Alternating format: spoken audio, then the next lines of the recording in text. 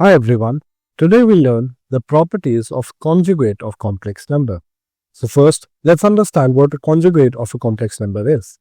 So conjugate is defined as for any complex number z, written as z is equal to a plus bi, where a is the real part and b is the imaginary part.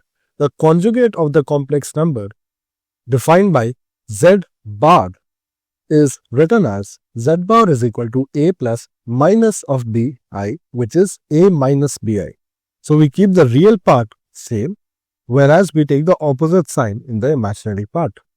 An example would be if the complex number we have with us is 3 minus 4i, then the conjugate or z bar of this complex number would be 3 minus of minus 4i, so that would be z bar is equal to 3 plus 4i. So let's see some properties about it.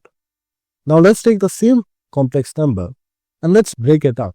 So if z is equal to 3 minus 4i, I can take 3 as another complex number z1 and minus 4i as another complex number z2, such that we can write z as z1 plus z2. And now if we take the conjugate of this complex number, which is z bar, and z is equal to z1 plus z2, so this is actually conjugate of z1 plus z2, and we saw earlier that this is 3 plus 4i, which now if you break it up, we know that real part stays same. So 3 can be written as z1 bar or z1 conjugate, and plus 4i can be written as z2 conjugate, because here plus is there and there is minus. So this can also be written as z1 plus z2 whole bar, which is the conjugate of z1 plus z2, is equal to z1 conjugate plus z2 conjugate. And this is the intuition of our first property. So we saw it with an example. Now let's try proving it. So let's try proving this property. So for that, let's take any two general complex numbers. So we'll write z1 as a1 plus b1i and z2 as a2 plus b2i. And let's see if we can prove the LHS and the RHS. So taking the LHS first, we'll get z1 plus z2 is equal to a1 plus b1i plus a2 plus b2i. Let's separate the real and imaginary parts. So this gives us that z1 plus z2 is equal to a1 plus a2 plus I into b1 plus b2. And we need to find the conjugate of this new complex number. So the conjugate of z1 plus z2 or z1 plus z2 bar is equal to a1 plus a2, the real term would be same, and the imaginary term, the sign would be changed. So it would be minus of I into b1 plus b2. So this is a z1 plus z2 conjugate. This is our left hand side. And we'll see if on the right hand side, we'll get the same complex number. So now let's talk about the RHS. We have z1 bar is equal to, so the real part stays same, so a1 minus of b1i. And similarly, z2 bar or the conjugate of z2 becomes a2 minus b2i. And now if we add it up, we'll get that z1 bar plus z2 bar is equal to a1 minus b1i plus a2 minus b2i. And now we'll take the real part together. So we'll get z1 bar plus z2 bar is equal to a1 plus a2 minus I into b1 plus b2. And as you can see, there's the same term as this. So from this, we get that z1 plus z2 conjugate is equal to z1 conjugate plus z2 conjugate, which means that conjugate property is distributive on addition. So that is how we've proved the first property. So let's just keep writing down our properties. So first we got that z1 plus z2 conjugate is equal to z1 conjugate plus z2 conjugate. And by the same proof, we can also say that it's distributive over subtraction too. Now an idea that follows is that would the same thing work on multiplication too? So let's see that. Let's have a deeper dive on our complex number, and let's only take our complex number as minus 4i. Now even this complex number can be seen as multiplication of two complex number. One is minus 4 into I, which is z2. Now you have to understand, we can always call a real number as a complex number by saying that that complex has zero imaginary part and only real part, which is minus 4. So this z can be written as z1 multiplied with z2. Now let's take conjugate of this. So that would be plus of 4i. So that would be z bar is equal to plus 4i, which can be written as minus 4 into minus I. Now minus 4 here can also be written as z1 conjugate because the real part remains same. So this is z1 conjugate, and minus I, the opposite sign of I. So this becomes z2 conjugate. And so we also got that this can be written as z1 conjugate into z2 conjugate. But our z here itself was z1 into z2. So we can write the entire equation as z1 into z2 whole conjugate is equal to z1 conjugate into z2 conjugate. And again, this is the idea of how we're going to prove the second property. So let's try proving that. Again, we'll use the same technique. We'll take any general form for z1 and z2. So z1 is equal to a1 plus b1i and z2 is equal to a2 plus b2i.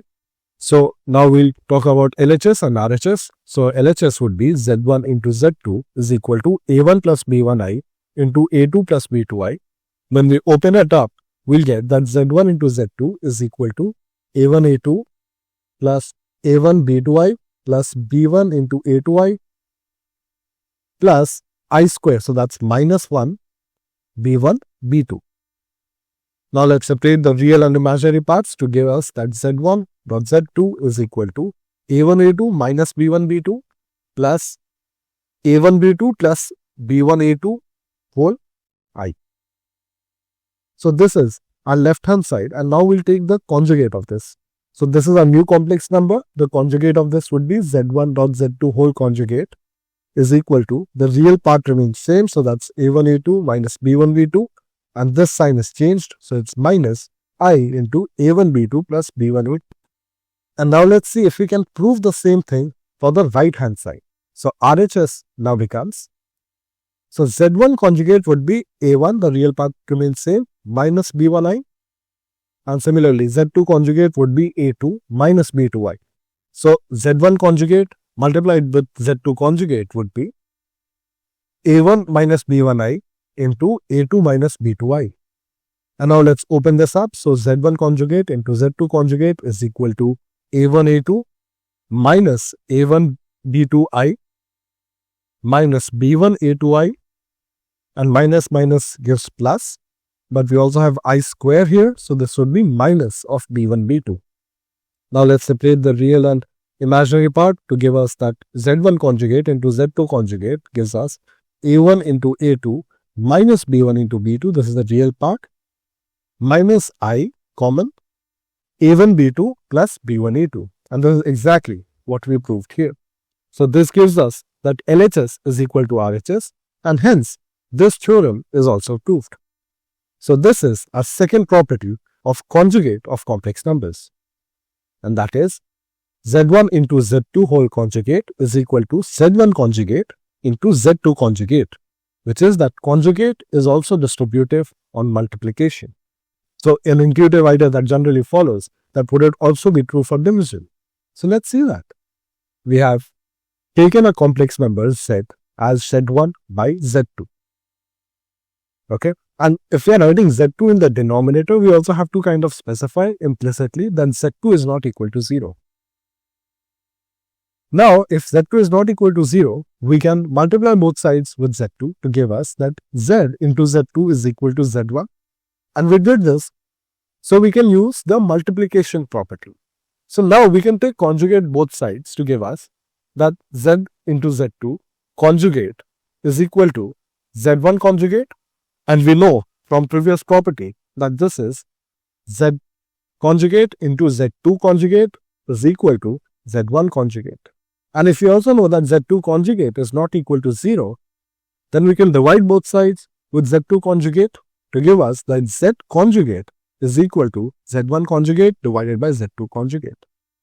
But z itself is z1 by z2.